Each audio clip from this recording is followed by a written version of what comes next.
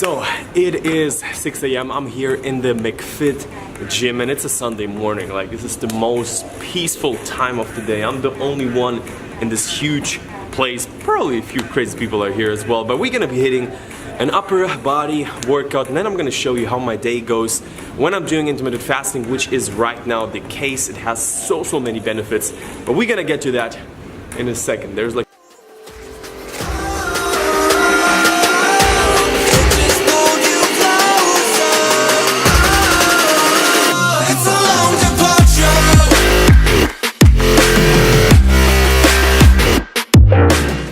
So let's get into the video with a little voiceover over the workout.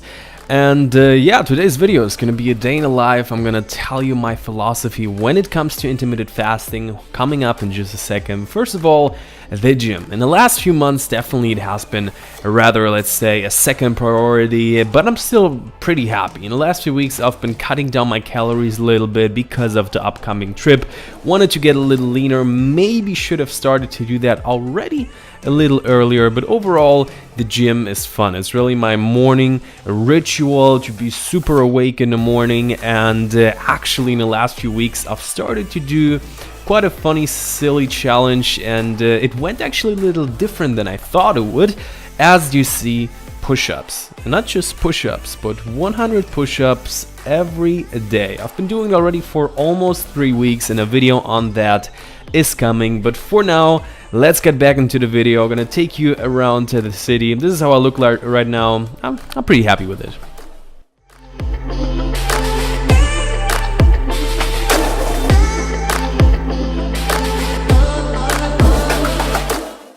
Good morning.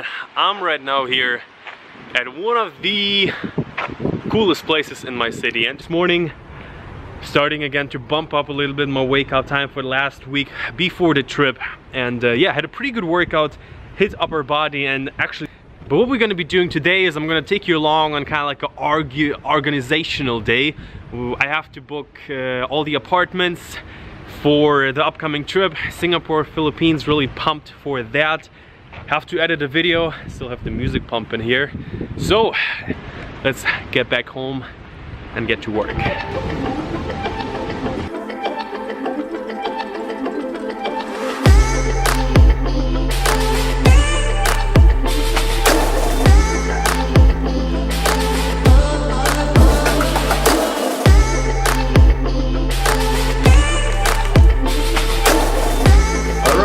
So it is right now 1 p.m. It's time for breakfast.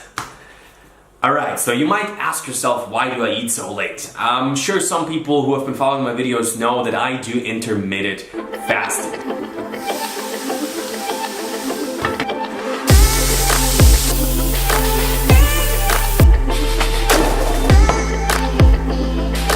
So for everyone who does not know what that is, it's basically fasting for an extended period of time and skipping the breakfast, or doing, like, for example, skipping dinner, which I don't really like to do. And there are different ways of doing intermittent fasting. Some people do like fast for one day, then eat regularly for one day. I don't really like that. Like, the most common version is you eat for 8 hours a day and you fast for the remaining 16 hours. So for example, you have your first meal at around 12 and you have your last meal at 8 p.m.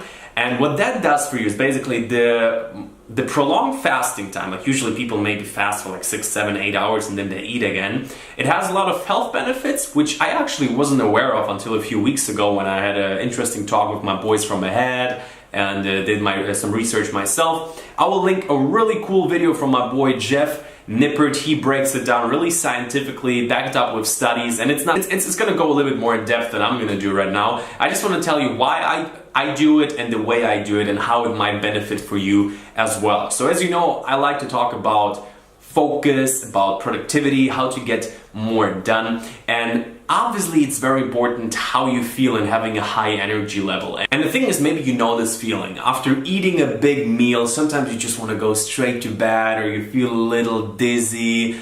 This is why a lot of people are having like this midday nap, and for a lot of people it's like, I cannot do anything after that. And the reason for that is that your insulin levels really rises if you have a big meal, and you can avoid that by skipping breakfast, or let's say having the first meal also. I try to keep my first meal not super big to not spike my insulin extremely, and to keep it more on the side of fats and protein, maybe a little bit carbs with it, like the fruit shake for example. But with that, still after having like breakfast, I feel pretty fine. I feel pretty focused. I can go back to work, boom, and then have my first meal at 3-4 p.m. And this is usually where I'm like my intense day also already. And so intermittent fasting itself, it has the benefit of basically your energy level remains pretty much more or less the same and is not spiking. If you're gonna eat, like your insulin level is gonna go up, boom, and then it's gonna drop and you're gonna feel very dizzy and tired. But also next to it, intermittent fasting, just not eating anything for a longer period of time can really help with losing weight, with getting leaner, and that's why a lot of people are doing it as well. There's really quite a long list of different benefits, like reduced inflammation, as mentioned, lower blood sugar levels, increased brain health. Depending on what article you're gonna read, it's gonna seem like intermittent fasting is a magical thing, but what I definitely can say that just implementing this in my life was one of the most important key things that really helped me with having a productive and great start into the morning. So that's why I wanted to dedicate this part of the video to just address that. And this is like me just going into it like super superficially. I wouldn't say that I'm an expert in it, but I've been practicing it for years now and been looking into the research quite thoroughly. But I will link a few more in-depth information sources in the description if you're interested in, and maybe let me know in the description, let me know in the comments below if you would be interested in a full video, and I might do it. Alright guys, just got a delivery. The mailman, the Amazon dude, was in a good mood. He was like singing songs, so yeah, I bought myself a new pair of headphones, pretty excited about.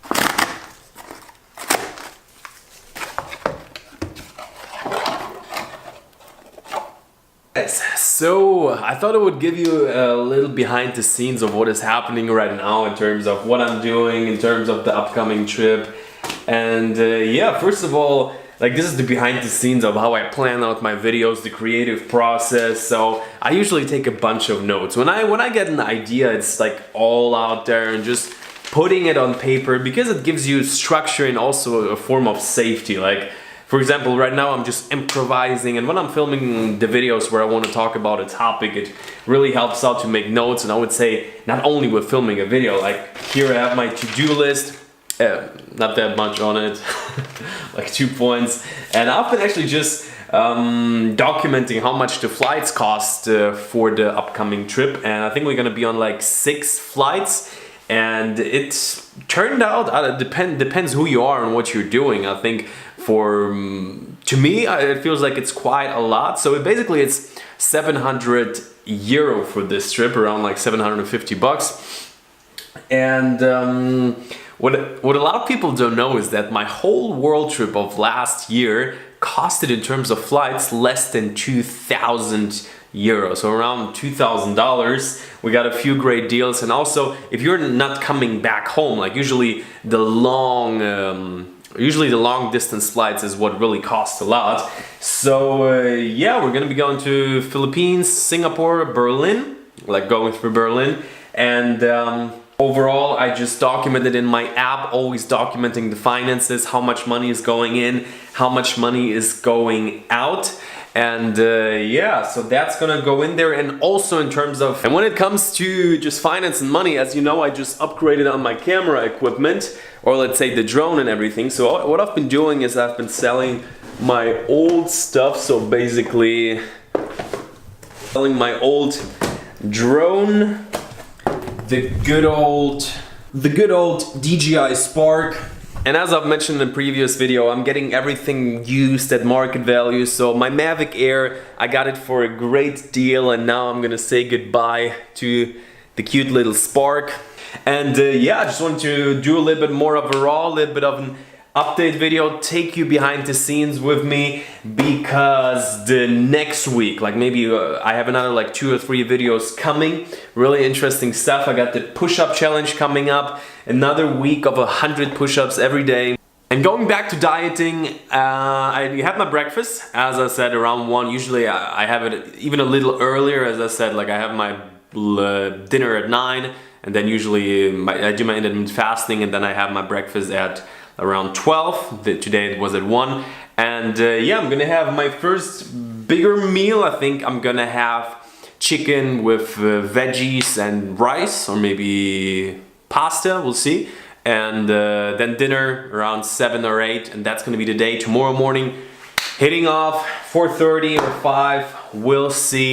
And yeah, for now I will jump on Airbnb and look for an apartment for another 2 places that we're gonna be visiting where we don't have a place to live yet.